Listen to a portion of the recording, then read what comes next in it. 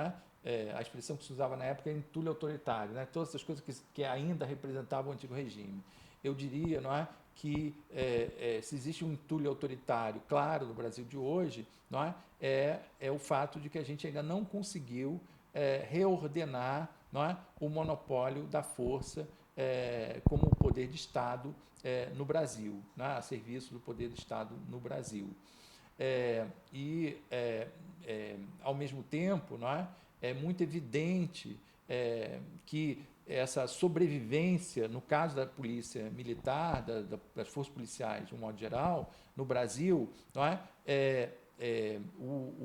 o autoritarismo conseguiu fazer com que as forças militares convivessem de perto com a contravenção, não é?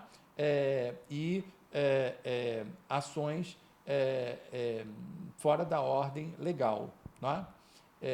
E eu arriscaria dizer, não é, que o entulho autoritário em relação às forças, à posição das forças militares no Brasil, carregam essas duas marcas. Né? Primeiro, o fato de não ter conseguido redefinir o seu papel na ordem democrática, não é? Carregando muito ainda a ordem institucional do período do regime autoritário. Mas, sobretudo, não conseguiu colocar em questão, essa relação também que se é esquisito dizer isso, mas eu vou usar essa expressão, se institucionalizou, no contexto da ditadura da polícia militar, vou dizer até do exército, com o crime organizado, e a contravenção em especial.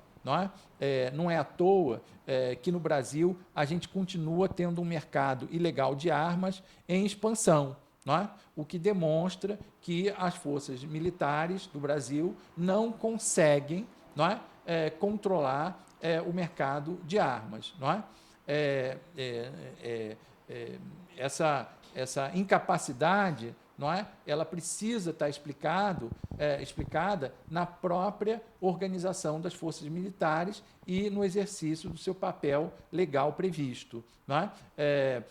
E a gente vê claramente, no Brasil, essa perenidade, da relação do mundo das forças de segurança, principalmente as militarizadas, com o crime no Brasil. Eu posso estar arriscando sublinhar demais esse aspecto, mas eu acho que é uma questão que a gente não pode perder de vista, o fato de que não é possível pensar a força do crime organizado no Brasil sem pensar estruturas de aproximação e de aliança com as nossas forças militares, especialmente no que se refere à polícia militar e, eu diria, em especial no caso do Rio de Janeiro, que é muito evidente essa legitimidade que a aliança, a ponte que existe entre a força militar institucionalizada e a força militar não institucionalizada, criminosa, existe e é evidente e toda a sociedade sabe disso. E como essas forças militares ainda conseguiram ter protagonismo na política institucionalizada, partidária, o que avaliza politicamente essa aliança cinzenta entre a força militar institucionalizada, legal, e as forças criminosas militares que existem no Brasil. Isso eu acho que é uma coisa que a ordem democrática não conseguiu vencer. E, desse modo, a gente inverte um pouco a história da democracia ocidental, que teve como pilar, antes de mais nada, o direito civil, o direito à integridade física, o direito à existência, baseado no monopólio da força de Estado. A nossa democracia, ela conseguiu, na atualidade brasileira, fortalecer direitos que na história democrática são muito recentes, como os próprios direitos culturais que a gente falou há pouco. Mas a gente não conseguiu fazer com que o direito civil seja um direito garantido na nossa vida democrática, não é? O assassinato da Marielle Frank certamente é uma demonstração, não é? De que a política no Brasil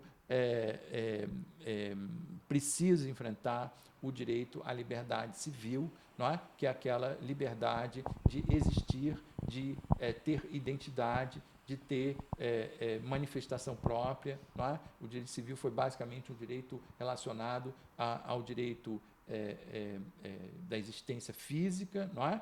De proteção física em relação ao Estado, e o direito à identidade religiosa, por a manifestação religiosa, mesmo que sem expressão pública. Não é? Direito à intimidade, não é? Digamos assim, de crença. Não é? E isso no Brasil, quando a gente pensa no caso da Marielle, não é? A gente vê que o assassinato dela não é só um assassinato relacionado, não é, ao direito à vida, mas também ao direito de ser representante de ideias, não é, e de causas pessoais. Não é? Isso é muito evidente. Não é? Então, a nossa democracia, ela, de certo modo, a história da nossa democracia, ela tem um processo invertido. Né? A gente tem conseguido garantir direitos de última geração de cidadania, não é?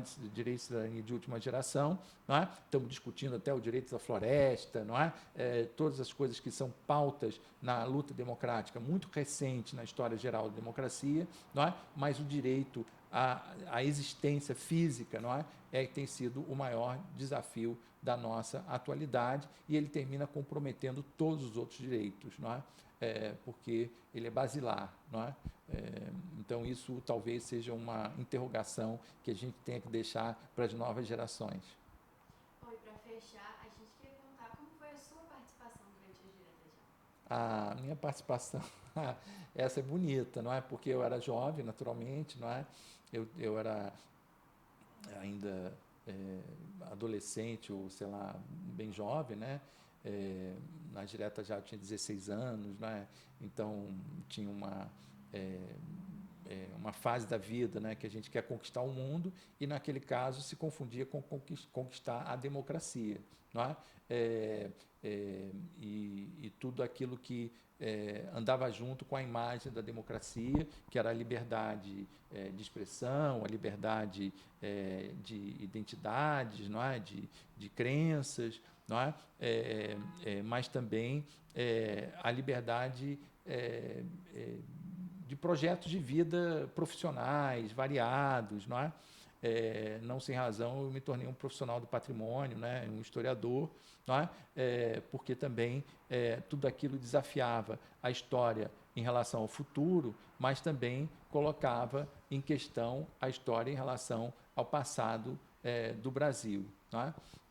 Para mim, especialmente, naquele momento, a maior causa que a democracia representava era a defesa de uma educação pública de qualidade, gratuita, acessível a todos os cidadãos. Não é? A causa da educação, naquele momento, era aquilo que eu já pensava, né, em ser professor. Não é? Eu acreditava que aquilo era um direito que devia ser garantido a todos.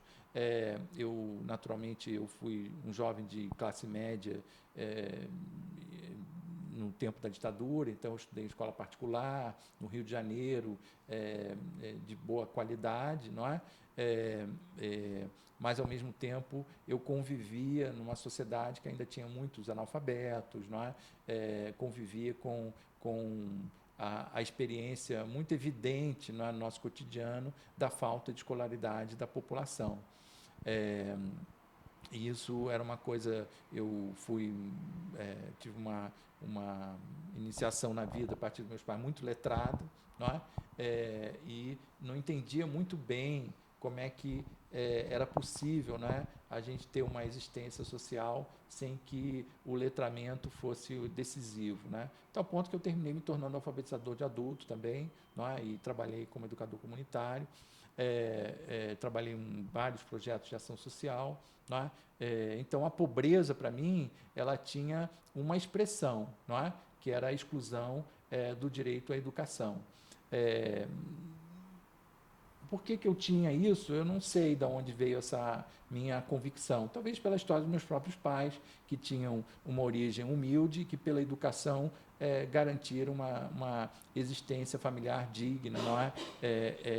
E com perspectiva para os filhos, não é? Então, talvez a partir dessa própria experiência pessoal, familiar, não é? Também porque naquele momento, não é? Era o momento do governo Brizola, no Rio de Janeiro, com o projeto dos CIEPs, não é?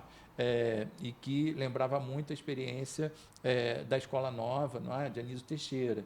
Então, havia ali um contexto, digamos assim, em que a educação também estava na pauta. E eu, com 16 anos, eu estava pensando em fazer vestibular. Então, a educação também era uma questão pessoal para mim naquele momento, não é?